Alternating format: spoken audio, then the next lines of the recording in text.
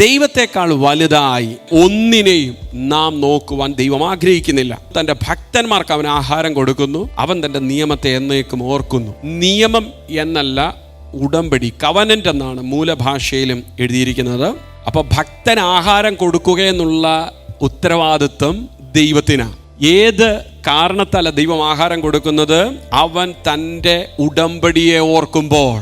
ഭക്തനോട് ദൈവത്തിനൊരു ഉടമ്പടിയുണ്ട്.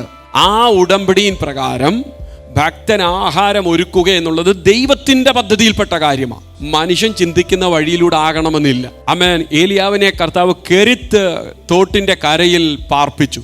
അവിടെ ഒരു കാക്കയെ ദൈവം കൽപ്പിച്ചാക്കി. എന്നാൽ ചില നാളുകൾ കഴിഞ്ഞപ്പോൾ കെരിത്ത് തോട്ടിലെ വെള്ളം വറ്റി കാക്കയുടെ വരവ് നിന്നപ്പോൾ ഒരു സാറഫത്തിന്റെ വാതിലിനെ ദൈവം തുറന്നു. ഒരേ മെത്തേഡിലല്ല കർത്താവ് ഭക്തനെ നടത്തിയത്, വ്യത്യസ്തമായ വിധത്തിൽ.